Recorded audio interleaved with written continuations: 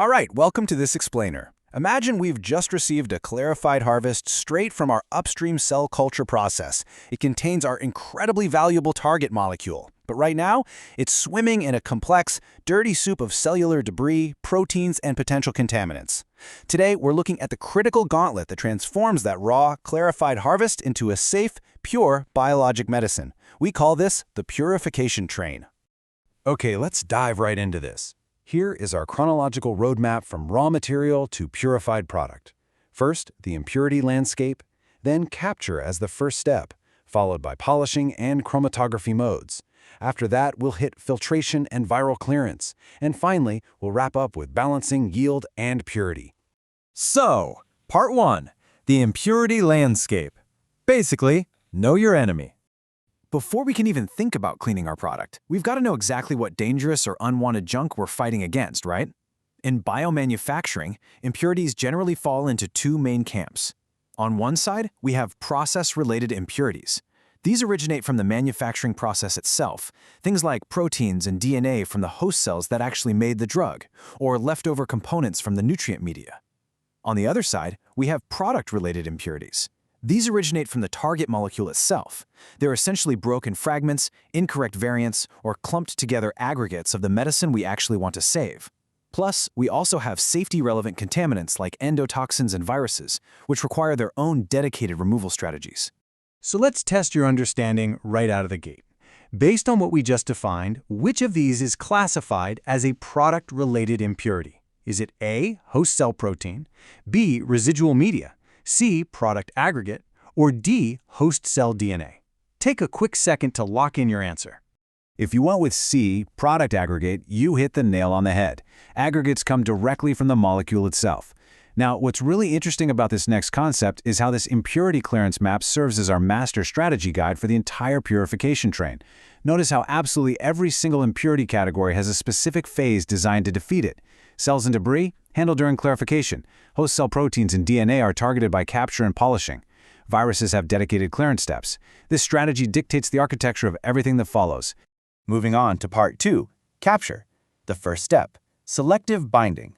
This brings us to the first actual stage of our downstream process. This is where we make our biggest, most dramatic initial impact on that impurity landscape. Think of it kind of like an assembly line, but, in reverse. We're systematically stripping things away.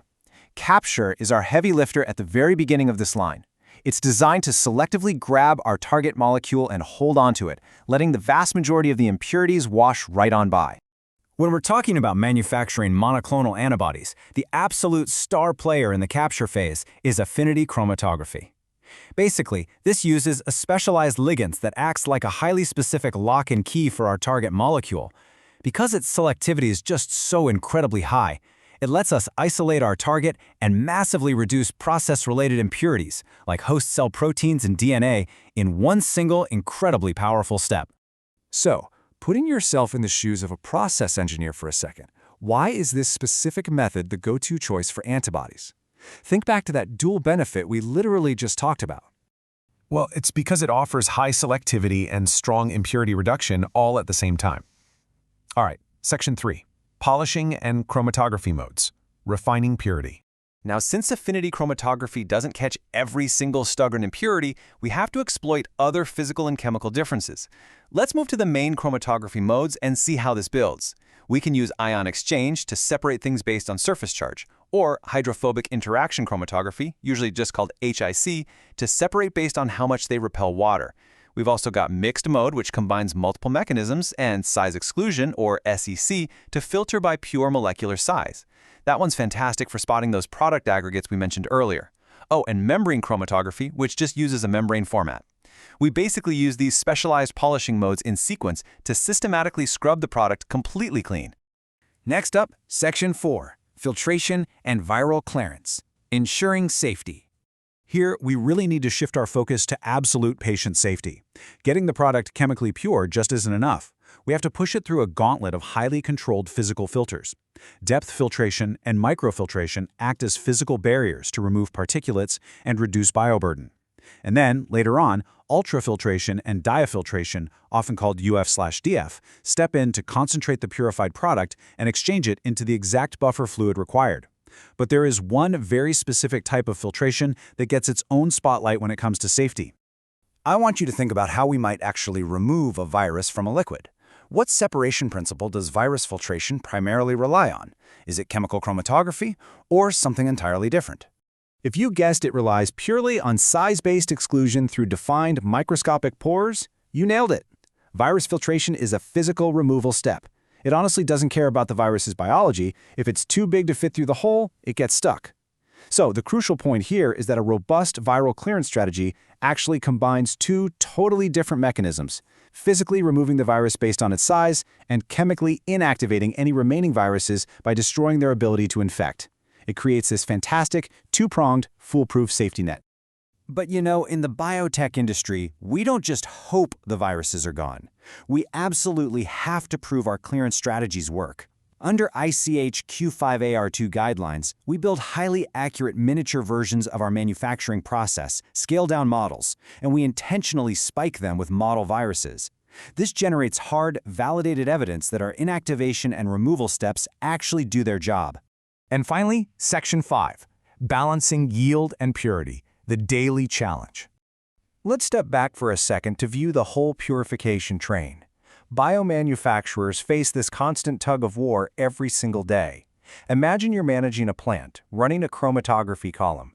The product is coming out, and you have to decide when to start collecting it in your pool and when to stop. So, when deciding how wide a chromatography pool should be, what's the most important consideration? Do you go wide for higher yield and risk impurities, or narrow for absolute purity but sacrifice good product? Well, the answer isn't just maximize yield or maximize purity. The acceptable range, the pool criteria, is entirely decided by whether the next steps in the line can safely and reliably clear the remaining impurities. And this brilliantly illustrates that no single step works in isolation. Every single decision is made in the context of the whole purification train. You can afford a slightly wider pool early on only if you know for a fact your downstream polishing steps can handle the extra work. Let's ground all this technical theory in a quick fictional case study with Northlake Biologics. So, Northlake used affinity capture for the heavy lifting, right? Then they used ion exchange and hydrophobic interaction for their polishing steps. But the key here is they didn't operate in a vacuum. They carefully set their pool criteria based exactly on what the subsequent steps were capable of removing. And to top it off, they proved the whole thing worked with scaled-down viral studies. It really highlights the incredible precision required to manufacture safe biologics. And it leaves us with a pretty provocative thought experiment to wrap up. If you were the plant manager, and you discovered a late-stage polishing step was failing to clear a safety-relevant impurity, would you dramatically narrow your pool criteria, sacrificing half your $1 million yield just to save the batch? Or would you scrap it entirely? That is the incredibly high-stakes, real-world reality of downstream purification. Thanks for joining me on this explainer. I really hope it helped map out the complex journey from a dirty harvest to a safe, pure biologic medicine.